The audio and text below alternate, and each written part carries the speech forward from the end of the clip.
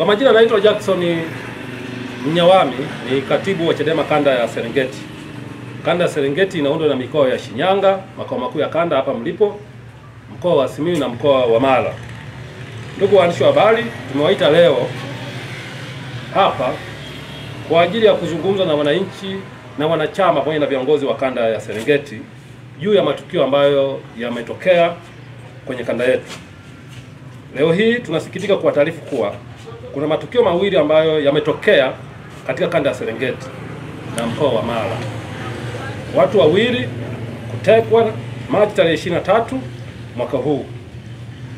Utekaji huu unamhusisha kiongozi wa jimbo la Tarime vijijini, Kamanda Musa Juma almaarufu Tolu, ambaye yeye anaishi kata ya Sirari, wilaya ya Tarime, jimbo la Tarime vijijini, mkoa wa Mara. Na tukio jingine la utekaji linamhusisha Daniel Chocholia Nyamuhanga, ambaye yeye vile vile ni mkazi wa wilaya ya Tarime, vile vile ni mjumbe wa mkutano mkuu wa CCM, ambaye yeye ametekwa akiwa mkoa wa Mwanza na jiji la Mwanza. Watu hao wote ni wanachama, mmoja ni mwanachama wa Chama cha Demokrasia na Maendeleo Chadema ambaye ni kiongozi, lakini wa pili ni mwanachama wa Chama cha Mapinduzi CCM na ni kiongozi wa CCM, mjumbe wa mkutano mkuu. Chadema kanda ya Serengeti tunasikitishwa sana na muendelezo wa vitendo hivi viovu vya utekaji vinavyoendelea kwenye kanda yetu. Licha ya vitendo hivi kulalamikiwa na chama chetu, lakini vile vile na wadau wa haki za binadamu. Vitendo vya utekaji vinavyoendelea kushamiri nchini vinaleta hofu na wasiwasi mkubwa miongoni mwa wananchi. Matukio haya yanaashiria udhaifu mkubwa wa serikali ya Chama cha Mapinduzi ambayo imeshindwa kuchukua hatua madhubuti ya kukomesha vitendo hivi vya kihalifu. Ndugu waandishi wa habari, jambo la kusikitisha kwamba licha ya matukio haya ya kutisha, serikali ya CCM imeendelea kukaa kimya na kushindwa kuchukua hatua za maana. Hii inaashiria kuwa serikali ya Chama cha Mapinduzi kutokujali kwao usalama wa wananchi na mali zao, kwa viongozi hawa kutekwa na mpaka leo hawajui waliko. Ndugu waandishi wa habari, na jambo la kusikitisha zaidi ni kwamba matukio haya tulikuwa tukiyaona yanatokea kwa viongozi wa vyama vya upinzani hususan Chadema na wapiganiaji wa haki za binadamu, lakini yamechukua taswira mpya baada hata viongozi wa Chama cha Mapinduzi, mfano ndugu Daniel, mjumbe wa mkutano mkuu, ambaye naye ametekwa. Chadema kanda ya Serengeti inasikitishwa sana na namna ambavyo serikali na viongozi wake wamepuuza matukio haya. Tunatoa wito kwa serikali kuchukua hatua za haraka na za wazi kuhakikisha wahalifu wote wanakamatwa na kufikishwa mbele ya vyombo vya sheria. Ni jukumu la serikali kuhakikisha kila Mtanzania anakuwa salama na anakuwa hana hofu ya kutekwa, kuteswa au kupotezwa. Na tunaiuliza serikali, kama matendo haya ya utekaji hayafanywi na vyombo vya dola, ni kundi gani jingine limeibuka nchi hii kuwa na nguvu zaidi ya vyombo vya dola kwa kuteka wananchi bila hofu na mchana kweupe? Chadema inaendelea kutoa sauti na kusema na Watanzania wote wanaotaka haki na usalama na kuwataka viongozi kuwajibika kwa wananchi. Wakati umefika wa Tanzania kutambua kwa CCM haina wajibu na haina uwezo wa kulinda maisha yao na mali zao.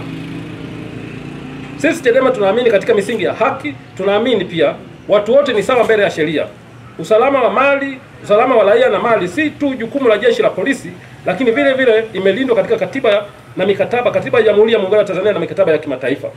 Pamoja na kwamba jeshi la polisi la Tanzania, jeshi la polisi katika taarifa zao wamekanusha kujua watu hao walipo, sisi tunaamini wanapaswa kuwajibika kutokana na jukumu lao la kisheria waliopewa la kuhakikisha wa Tanzania wote wanakuwa salama, ikiwemo ndugu Daniel na Tol ambao mpaka leo hawajulikani waliko.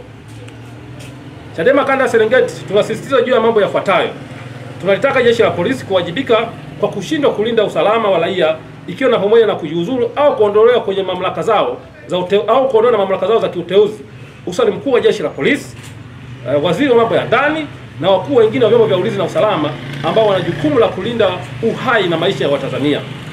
Tunamtaka Rais Samia kuunda tume ya kijaji ya kuchunguza matukio yote ya utekaji nchini, kwa kuwa vitendo hivi vinalihusisha jeshi la polisi na kama wahusika hivyo jeshi la polisi haliwezi kujichunguza. Kwa hiyo tunashauri na tunasisitiza kwa Mheshimiwa Rais kuunda kwa tume ya kijaji kwa ajili ya kuchunguza matukio haya. Ni nani hasa anafanya haya matukio? Kama vyombo vya dola havihusiki na matukio ya utekaji, kundi gani jingine la kihalifu ambalo lina nguvu kuzidi vyombo vya dola? Tunamwomba Rais na kumsihi Rais Samia kuharakisha utekelezaji wa ripoti ya haki jinai ambayo ilionyesha madudu ambayo yamekuwa yakipelekea uvunjaji wa haki za binadamu, ambayo kwa kiwango kikubwa madudu hayo ambayo yapo kwenye ripoti ya haki jinai yanaonyesha namna ambavyo vyombo vya dola vilivyofanya uhalifu na uonevu mkubwa sana kwa wananchi. Kwani toka makabidhiwa ripoti hiyo hakuna dalili yoyote ya kuonyesha kwamba matukio haya yamepungua au yamekoma. Zaidi inaonyesha matukio haya yamezidi kushamiri zaidi. Tunataka jeshi la polisi pamoja na vyombo vingine vya usalama vichukue hatua za haraka juu ya matukio ya utekaji ambayo yamejitokeza, kuhakikisha watu wote wanapatikana wakiwa salama na hai. Tunamsihi na kumwomba Rais Samia kuwezesha marekebisho ya sheria ya usalama wa taifa ambayo kwa bahati mbaya ilifanywa marekebisho na kutoa mamlaka ya ukamataji kwa maafisa wa usalama wa taifa na kuwaondolea kinga ya kushtakiwa. Sheria hii pamoja na marekebisho hayo, tunamtaka Rais sheria hii iweze kurekebishwa, na vile vile tunataka Rais kwa kupitia sheria hii watuambie maafisa wa idara ya usalama wa taifa wakikamata wananchi wanaopelekwa kwenye vituo vipi, kwa sababu hatujawahi kuambiwa kama kuna vituo ambavyo wananchi wakikamatwa wanaweza kupelekwa, kwa sababu watu hao waliokamatwa hakuna hata mahali ambako wapo kwenye vituo vya polisi. Leo tunavyozungumza wananchi wamekosa imani na jeshi la polisi.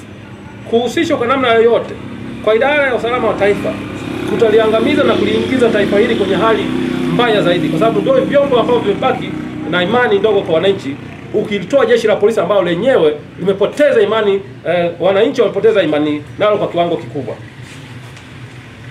Tunawasihi wadau mbalimbali wa haki za binadamu, wananchi kwa ujumla kutosita kupaza sauti zao dhidi ya vitendo vya viovu ambavyo vimeharibu ustawi wa taifa letu.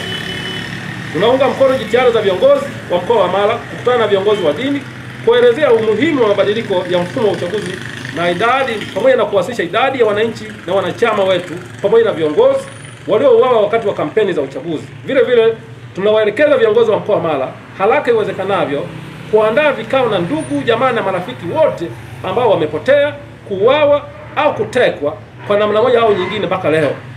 Vile vile tunawaelekeza viongozi wa mkoa wa Mara kuandaa maandamano ya amani yatakayohudhuriwa na viongozi wote wa kanda katika ratiba itakayopangwa na kutoa taarifa zote kwa jeshi la polisi, ikiwa ni sehemu ya kupinga na kushinikiza watu wote wanaotekwa kanda Serengeti na mkoa wa Mara wanipatikane wakiwa salama na hivi vitendo vinakoma kwenye nchi yetu.